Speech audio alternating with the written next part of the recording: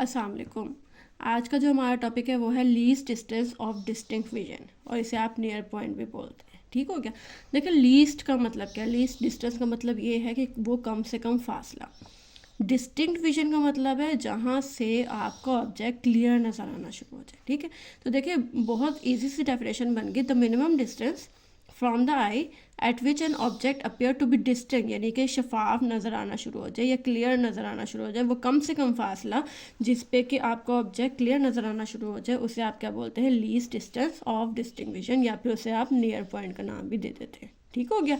और ये जो नियर पॉइंट है इसे आप डिनोट करते हैं डी से, और ऑलमोस्ट इसकी जो वैल्यू होती है वो 25 सेंटीमीटर तक होती है। ठीक हो गया। अब अगर आपके पास 25 से कम है ये नियर पॉइंट, यानी कि कोई ऑब्जेक्ट है वो 20 सेंटीमीटर पे 19 मतलब कि 25 से कम डिस्टेंस पे पड़ा हुआ है, तो आपका ऑब्जेक्ट हमेशा आपको वो ब्लर ब्लर से नज़र आएगा या फजी नज़र आएगा, यानी कि आपको वो क्लियर नहीं होगा। ठीक हो गया। तो ये बहुत इंपॉर्टेंट एमसीक्यूज है। अगर if the near point is less than 25 centimetre then image appear to be blurred and fuzzy. ये एमसीक्यूज के लिए आपने ये पॉइंट क्लियर करना है। दूसरा, एक और आपके पास इंपॉर्टेंट एमसीक्यूज है।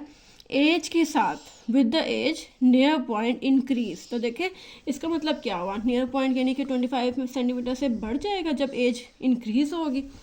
तो बेटा इसका मतलब ये है, देखें आपने देखा ही होगा जो हमारे ग्रैंड पेरेंट्स वगैरह हैं या कोई घर में बुजुर्ग है, तो आपने देखा वो जब भी मोबाइल यूज़ करते हैं तो बहुत दूर ले जाके करते हैं, आंखों के ना बहुत दूर ले जाके, या फिर कोई अखबार किसी ने न्यूज़पेपर पढ़ना है तो वो भी बहुत दूर जाके ना उसको स्टडी करते हैं। तो इसका मतलब है उनका जो नियर पॉइंट है वो एज के साथ साथ इंक्रीज़ होता है। ठीक है, ये तो सारी बातें हो गई नियर पॉइंट की, यानी कि वो कम से कम डिस्टेंस जहाँ पे आपका ऑब्जेक्ट क्लियर नज़र आना शुरू हो जाए उसे आप बोलते हैं नियर पॉइंट। तो बेटा फिर खुद ही बताएं आप, ये फार पॉइंट क्या होगा? ये तो हो गया मिनिमम डिस्टेंस। तो फार का मतलब दूर नहीं हो गया, मैं कह दूँ maximum distance, maximum distance of distinct vision. कितना क्लियर हो गया? तो आपने ये बताना है कि जो फार पॉइंट है किसी भी ह्यूमन आई का, बेटा दूर है ना, मैक्सिमम डिस्टेंस कहना है ना, तो मैक्सिमम कितना हो सकता है? इन्फिनिटी। तो ये भी आपका इंपॉर्टेंट एमसीक्यूज है, इसको भी आपने एमसीक्यूज के लिए कवर कर लेना है। ठीक हो गया। आगे आ जाए मैग्नीफिकेशन। बेटा मैग्नीफिकेशन को ना स्टडी करने से पहले आपको ये वाली इसकी डायग्राम स्टडी करनी पड़ेगी। अब देखें, आपको पता है ये वाली जो लाइन है ना, सेंट्रल लाइन, इसे आप बोलते हैं प्रिंसिपल एक्सिस। ये मैंने कल आपको लेक्चर में भी बताया था। ये हमारे पास क्या है? ये हमारे पास प्रिंसिपल एक्सिस है। अब मैंने क्या रख दिया? एक कन्वेक्स लेंस रख दिया, और सेंटर उसका ऑप्टिकल सेंटर कहते हैं हम। यहाँ पे सपोज कर ले मेरा कोई भी ऑब्जेक्ट ओ है। ठीक है, यहाँ पे बेटा आप चाहे कैंडल रखते हैं या कोई भी लाइट रख, जो आपको अच्छा लगे, कोई भी ऑब्जेक्ट रखते हैं। मैंने इसको ऑब्जेक्ट से ओ से रिप्रेजेंट कर दिया। अब देखें यहाँ से कोई भी रे आएगी, इंसिडेंट रे होगी, जो भी होगी, वो क्या है? आपके ऑप्टिकल सेंटर से पास होगी, और ऑप्टिकल सेंटर से पास होती है बिल्कुल स्ट्रेट जाएगी। तो देखें ये वाली जो लाइन है बिल्कुल स्ट्रेट ही रहेगी। लेकिन जो दूसरी रे है ऊपर वाली, वो देखें वो पैरेलल होगी प्रिंसिपल एक्सिस के। ठीक है, अब प्रिंसिपल एक्सिस के जो लाइन पैरेलल होगी वो अंदर रिफ्रैक्ट होती है। ठीक है, रिफ्रैक्ट होने के बाद फोकल से पास होती हुई फिर आगे जाके मीटअप करती है, और किसके साथ मीटअप करती है? उसी लाइन के साथ जो ऑप्टिकल सेंटर से पास हो रही होती है। और जहाँ पे भी एक पॉइंट पे मीटअप करती है उसे आप फोकस कहते हैं। और ये देखें यहाँ पे ये इमेज कोई भी क्रिएट हो जाएगा। तो मैं ऐसे कह लूँ ये ऑब्जेक्ट था ओ, और ये उसका इमेज फॉर्म हो गया आई। तो आपने बताना है जो इमेज का साइज़ है और ऑब्जेक्ट का साइज़ है, इन दोनों की जो रेशियो है उसे आप क्या बोलेंगे? मैग्नीफिकेशन। ठीक हो गया।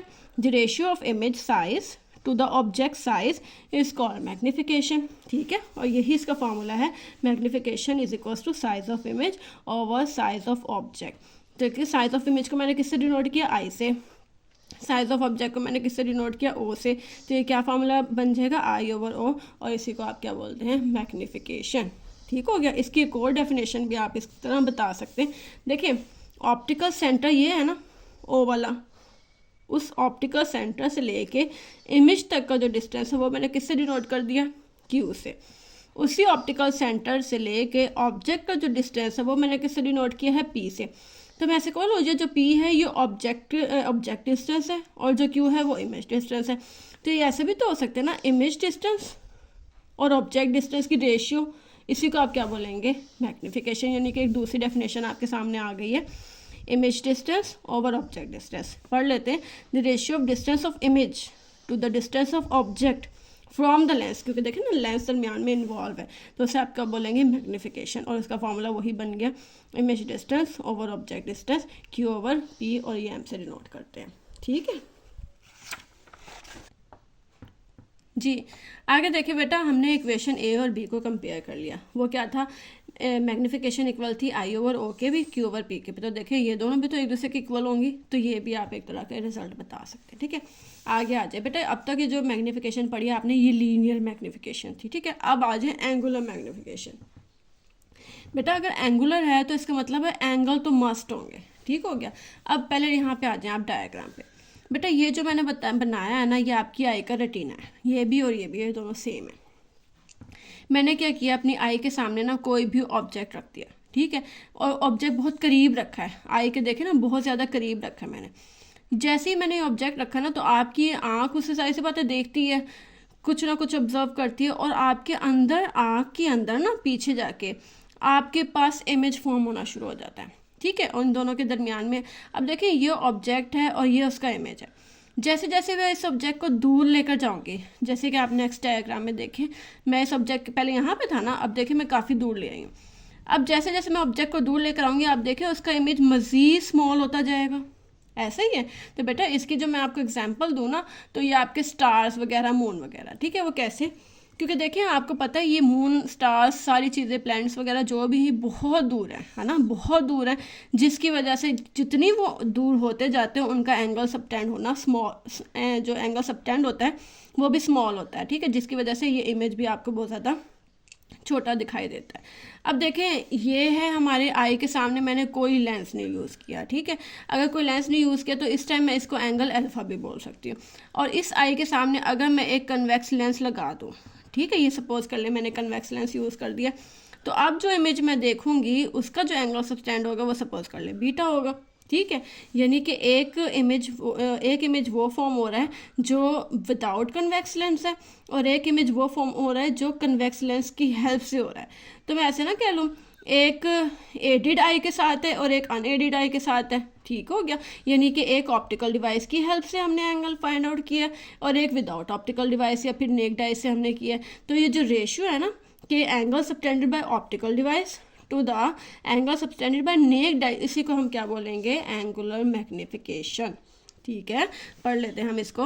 The ratio of angle subtended by the image as seen through optical device, यानी कि एक तो हमने ऑप्टिकल डिवाइसेस किया और उसे हम बीटा का नाम दे रहे हैं फिलहाल, to the subtended by the object at the unaided eye. Unaided का मतलब नेक्ड आई भी कह सकते हैं। ठीक हो गया, तो बेटा वही मैंने इसको फॉर्मूले के शेप में लिख दिया, angle subtended by optical device over angle subtended by naked eye is equals to magnifying power. क्योंकि देखिए इसके दो नाम है, या तो इसे मैग्नीफाइंग पावर कह दें या फिर एंगुलर मैग्नीफिकेशन भी कह दें, और आप इसे एम से डिनोट कर सकते हैं।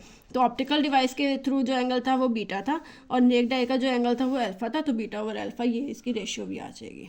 ठीक हो गया, आगे आ जाए अब आप रिजॉल्विंग पावर पे।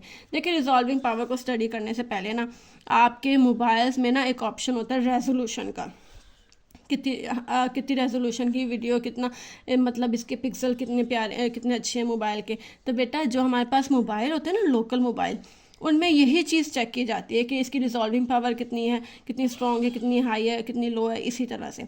तो अब जो लोकल मोबाइल है ना, उनकी जो रिजॉल्विंग पावर बहुत ज़्यादा लो है, जिसकी वजह से आपको आपकी जो पिक्स है आपको पता है वो अच्छी नहीं आती, उसमें आप एक एक चीज़ को क्लियरली आइडेंटिफाई नहीं कर पाते।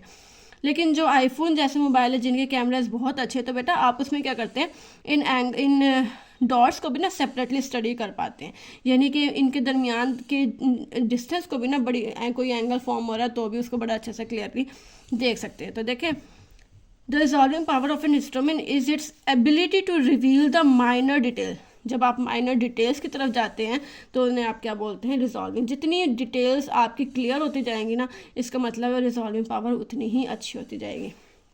देखें अब यहाँ पे देखें, रिजॉल्विंग पावर आपको अच्छी कैसे मिल सकती है, हाई कैसे मिल सकती है, जब एंगल जो है ना पॉइंट्स के दरमियान का वो अगर कम होगा। तो देखिए ये पॉइंट है, बाज़ दफ़ा आपको ये वाले पॉइंट एक ही पॉइंट पे मिलेंगे। ठीक है, तो अगर आप इनके दरमियान में एंगल आइडेंटिफाई कर लेते हैं, चाहे वो मिनिमम से मिनिमम एंगल हो, तो अगर वो कम से कम एंगल है तो वो रिजॉल्विंग पावर उतनी ही ज़्यादा स्ट्रॉन्ग देगा। यही इसका फॉर्मूला है।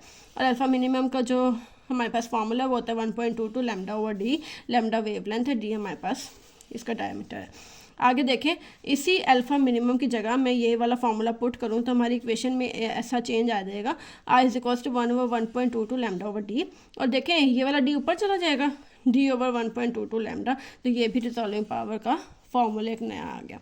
तो देखें दो और फार्मूले हमारे पास, R is equals to lambda over delta lambda और R is equals to N into M. बेटा ये वाले जो दो फार्मूले हैं ना, ये जब हम ग्रेटिंग यूज़ करते हैं ना, ये उनके लिए, और ये दो फार्मूले ये वो रिजॉल्विंग पावर के फार्मूले जब हम लेंस यूज़ करते हैं ना, ये उनके लिए हेल्पफुल है।